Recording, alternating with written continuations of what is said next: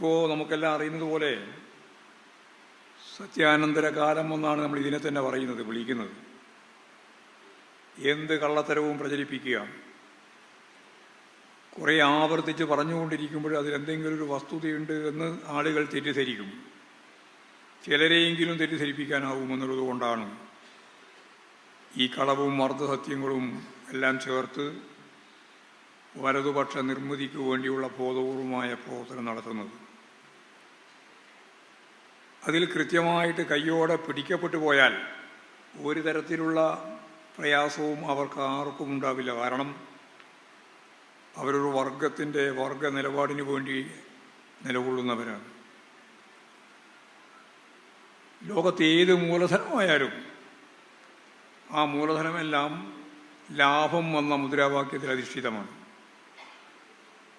മുതലാളിത്ത സമൂഹത്തിൽ മൂലധനം ലാഭാധിഷ്ഠിതമാണ്, ശരിയുമാണ്.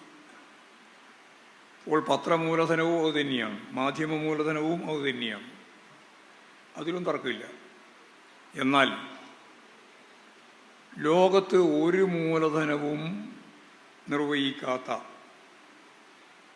ഏറ്റവും ശ്രദ്ധേയമായ ഒരു ചുമതല മാധ്യമ മൂലധനം നിർവഹിക്കുന്നുണ്ട്. അത് മനസ്സിലാക്കിക്കൊണ്ടാണ് ലോകത്തെമ്പാടുമുള്ള സാമ്രാജ്യത്വ ശക്തികളും കോർപ്പറേറ്റുകളും മാധ്യമ മേഖലയിൽ മുതൽ മുടക്കുന്നത്. അത് ലാഭം മാത്രമല്ല,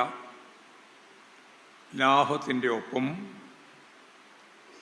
വർഗത്തിൻ്റെ നിലനിൽപ്പിനാവശ്യമായ ആശയനിർമ്മിതി കൂടിയാണ് മാധ്യമങ്ങൾ നിർവഹിക്കുക. വെറുതെ ഒരു വ്യവസ്ഥ നിലനിൽക്കില്ല.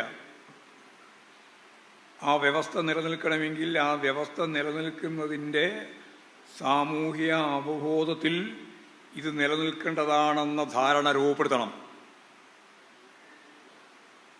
ഇത് നിലനിൽക്കേണ്ടതാണെന്ന ധാരണ രൂപപ്പെടുത്തിയാൽ മാത്രമേ ആ വ്യവസ്ഥയ്ക്ക് നിലനിൽക്കാനാവുള്ളൂ. മുതലാളിത്തത്തിൻ്റെ കാര്യം പറയുമ്പോൾ പ്രത്യേകിച്ച് ഇപ്പോൾ മുതലാളിത്ത സമൂഹത്തിന്, മുതലാളിത്ത ഉൽപാദന വിതരണ ഘടനയ്ക്ക്, അതിൻ്റെ അപാരമായ ചൂഷണശേഷിക്ക് ഇപ്പോഴും ലോകത്തിൻ്റെ മുമ്പിൽ അതീവ ശ്രദ്ധയോടെ കൈകാര്യം ചെയ്യപ്പെടുന്നു എന്ന് നമ്മൾ കാണുന്ന AI സംവിധാനം ഉൾപ്പെടെയുള്ള ഡിജിറ്റൽ സംവിധാനത്തിൻ്റെ വളർച്ചയിൽ ഇതെല്ലാം സ്വന്തം താല്പര്യം സംരക്ഷിക്കാനുള്ള ഉൽപാദനോപാധികളുടെ ഭാഗമാക്കി മാറ്റുകയാണ് മുതലാളിത്തവും സാമ്രാജ്യത്വവും ചെയ്തുകൊണ്ടിരിക്കുന്നത്. ശാസ്ത്ര സാങ്കേതിക വിദ്യയുടെ വളർച്ച നമുക്ക് ഒഴിവാക്കാനാവുന്നതല്ല, നമ്മൾ ആരെങ്കിലും വിചാരിച്ചാൽ ഇല്ലാതാവുന്നതുമല്ല, അത് വളർന്നുകൊണ്ടേയിരിക്കും. പക്ഷേ ആ വളർച്ചയുടെ ഭാഗമായി സമൂഹത്തിനാകെ ലഭിക്കേണ്ടുന്ന അതിൻ്റെ ആനുകൂല്യം സമൂഹത്തിൻ്റെ മഹാഭൂരിപക്ഷം വരുന്നവർക്കും ലഭിക്കാതിരിക്കുന്നു. എന്നിട്ട് വളരെ ചെറിയ ഒരു ന്യൂനപക്ഷത്തിൻ്റെ കയ്യിലേക്ക് സമ്പത്ത് കുമിഞ്ഞുകൂടുന്നു. പണ്ടേ പറഞ്ഞതുപോലെ സമ്പന്നർ കൂടുതൽ സമ്പന്നരാകുന്നു, ദരിദ്രർ കൂടുതൽ ദരിദ്രരാകുന്നു. മുതലാളിത്ത പ്രതിസന്ധി ഇതാണ്. മുതലാളിത്ത പ്രതിസന്ധിയുടെ അടിസ്ഥാനം. ഈ സമ്പന്നർ എങ്ങനെ കൂടുതൽ സമ്പന്നരാകുന്നു? വളരെ ലളിതമാണ്, എന്തോ സങ്കീർണമാണെന്ന ഒരു തെറ്റിദ്ധാരണയും വേണ്ട. ഉൽപാദനോപാധികളുടെ സ്വകാര്യ ഉടമസ്ഥതയാണ്. ഉൽപാദനോപാധികൾ സ്വകാര്യ ഉടമസ്ഥതയിൽ എന്ന് പറയുമ്പോൾ AI സംവിധാനത്തിൻ്റെ ഉൾപ്പെടെയുള്ള സ്വകാര്യ ഉടമസ്ഥതയാണ്. മുതലാളിമാരുടെ കോർപ്പറേറ്റുകളുടെ കയ്യിലാണ് ഈ AI ഉൾപ്പെടെ മുതലാളിത്ത സമൂഹത്തിലുള്ളത്. അല്ലാതിരിക്കുന്ന ചൈന ഉൾപ്പെടെയുള്ള സോഷ്യലിസ്റ്റ് രാജ്യങ്ങളിൽ AI ഉൾപ്പെടെയുള്ള എല്ലാം തന്നെ സമൂഹത്തിൻ്റെ പൊതുവായ വളർച്ചയ്ക്ക് വേണ്ടി അവർ ഉപയോഗിച്ചുകൊണ്ടിരിക്കുന്നു എന്ന് ഇപ്പോഴെല്ലാവർക്കും മനസ്സിലായിട്ടുണ്ട്. ഒന്നാം സ്ഥാനത്തേക്കുള്ള കുതിപ്പാണ് ചൈന നടത്തിക്കൊണ്ടിരിക്കുന്നത്. ആഗോളവൽക്കരണത്തെ അവസാനിപ്പിച്ചു അമേരിക്ക. നമ്മുടെ വിചാരം ആഗോളവൽക്കരണം തുടരുകയാണെന്നാണ്. ആഗോളവൽക്കരണം അവർക്ക് തുടരാനായില്ല. അതിൻ്റെ സാമ്പത്തിക ഘടന പരിശോധിച്ചാൽ നമുക്ക് മനസ്സിലാവും. ഗ്ലോബൽ വില്ലേജ് എന്നാണ് നമ്മളെല്ലാം പഠിപ്പിച്ചത്. ഗ്ലോബൽ വില്ലേജ്, ലോകം മുഴുവൻ ഒരു ഗ്രാമം പോലെ. എവിടെയും പോകാം, എവിടെയും കൂട്ടുകൂടാം, എവിടെയും നമ്മൾ ഉൽപ്പാദിപ്പിക്കുന്ന ചരക്കുകൾ കടത്തിക്കൊണ്ടു പോകാം, ഒരു തടസ്സവുമില്ലാതെ ലോകം മുഴുവൻ നീങ്ങാനാവണം എന്നാണ് മുതലാളിത്തം തന്നെ, സാമ്രാജ്യത്വം തന്നെ ആഗോളവൽക്കരണത്തിൻ്റെ സാമ്പത്തിക നിലപാട് വെച്ച് വിശദീകരിച്ചത്. ഇപ്പോഴോ വളരെ ലളിതമായിട്ട് എല്ലാവർക്കും മനസ്സിലായല്ലോ. ട്രംപ് ആഗോളവൽക്കരണത്തിൻ്റെ ഭാഗമായിട്ട് ഉയർത്തിയ സാമ്പത്തിക നിലപാടിൽ നിന്ന് മാറി എൻ്റെ നാട്ടിലേക്ക് ഇന്ത്യയിൽ നിന്ന് ചരക്കുകൾ കടത്തിക്കൊണ്ടുവരാൻ നിങ്ങൾക്ക് സാധിക്കണമെങ്കിൽ ഞങ്ങൾക്ക് ഇരട്ട ചുങ്കം 50% നികുതി ചുമത്തണം, ചുങ്കം ചുമത്തണം എന്നിപ്പോൾ തീരുമാനിച്ചത് നടപ്പിലായല്ലോ. ഇന്ത്യയുടെ ഏറ്റവും പ്രധാനപ്പെട്ട സുഹൃത്ത് രാജ്യമാണ് അമേരിക്ക എന്നാണ് വെപ്പ്.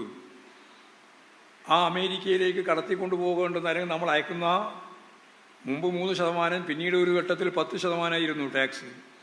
ആ ടാക്സാണ് ഇപ്പോൾ 50% എത്തി നിൽക്കുന്നത്. വലിയ പ്രതിസന്ധിയാണ് ഈ കേരളത്തിലും ഇന്ത്യയിലും ഉള്ളത്. ഈ കയറ്റുമതി മേഖലയിൽ വലിയ പ്രതിസന്ധി. ആ പ്രതിസന്ധി മറികടക്കാനാണ്, ആ പ്രതിസന്ധിയെപ്പറ്റി ചൂണ്ടിക്കാണിക്കാതെ പറയാതെ റഷ്യയിലേക്കും ചൈനയിലേക്കും ലോകത്തിൻ്റെ വിവിധ മേഖലയിലേക്കും ഇന്ത്യൻ പ്രധാനമന്ത്രിയും സാമ്പത്തിക വിദഗ്ധന്മാരുൾപ്പെടെയുള്ള മന്ത്രിമാരുൾപ്പെടെ എല്ലാവരും പോയിക്കൊണ്ടിരിക്കുന്നത്. അപ്പോൾ ഞാൻ നേരത്തെ പറഞ്ഞത് ഗൗരവപൂർവ്വം നിങ്ങൾ കാണേണ്ടതാണ്. ആഗോളവൽക്കരണത്തിൻ്റെ ഭാഗമായി സാമ്രാജ്യത്വം കെട്ടിയെഴുന്നള്ളിച്ചു കൊണ്ടുവന്ന ഈ സാമ്രാജ്യത്വ നിലപാട് അവരുടെ താല്പര്യത്തിന് വേണ്ടിയാണ്, അല്ലാണ്ട് ആഗോളവൽക്കരണം ജനങ്ങൾക്ക് വേണ്ടിയൊന്നുമല്ല. അവരുടെ താല്പര്യത്തിന് വേണ്ടി കെട്ടിപ്പൊക്കി കൊണ്ടുവന്ന ആഗോളവൽക്കരണം തന്നെ ട്രംപിൻ്റെ കാലമാവുമ്പോഴേക്ക് സാമ്രാജ്യത്വ പ്രതിസന്ധിയുടെ ഘട്ടത്തിൽ അവർക്കത് ഒരു തരത്തിൽ ഉപേക്ഷിക്കേണ്ടി വന്നിരിക്കുന്നു.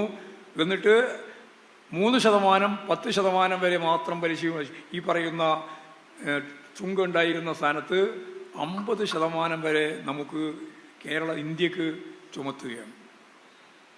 അത് പാടില്ല എന്നായിരുന്നല്ലോ അവരുടെ. നമ്മുടെ ആസിയൻ കരാർ ഉൾപ്പെടെ ആ പ്രശ്നം വെച്ചുകൊണ്ടാണല്ലോ രൂപപ്പെട്ട് വന്നത്. ഇനി ആ ആസിയൻ കരാർ ഉൾപ്പെടെയുള്ളത്, നമ്മുടെ റബ്ബർ ഉൾപ്പെടെയുള്ള നമ്മുടെ കേരളത്തിലെ കാർഷിക ഉൽപ്പന്നങ്ങളുടെ വില തകർച്ചയിലേക്ക് നയിച്ച, ടാക്സ് ഇല്ലാത്ത രീതിയിൽ ആ ചരക്കുകൾ ലോകത്തിൻ്റെ വിവിധ മേഖലയിൽ നിന്ന് ഇങ്ങോട്ട് കൊണ്ടുവരുന്നതിന് വേണ്ടി ആസിയൻ കരാർ ഉൾപ്പെടെ ഉണ്ടാക്കിയതിൻ്റെ പശ്ചാത്തലം ആഗോളവൽക്കരണത്തിൻ്റെ ഭാഗമായിട്ടല്ലേ, അതിൻ്റെ സാമ്പത്തിക നയത്തിൻ്റെ ഭാഗമായിട്ടല്ലേ. ആ സാമ്പത്തിക നയം ഇപ്പോൾ എനിക്കാവശ്യമില്ല എന്ന് ട്രംപ് തീരുമാനിച്ചപ്പോൾ അതിനെതിരായിട്ട് ട്രംപ് നീങ്ങുകയാണ്. പിന്നെ ഇതെല്ലാം കൊണ്ടുപോയി നടക്കേണ്ട വല്ല കാര്യവും ജനങ്ങൾക്കോ അല്ലെങ്കിൽ നമ്മളെ പോലുള്ള രാജ്യങ്ങൾക്കോ ഉണ്ടോ?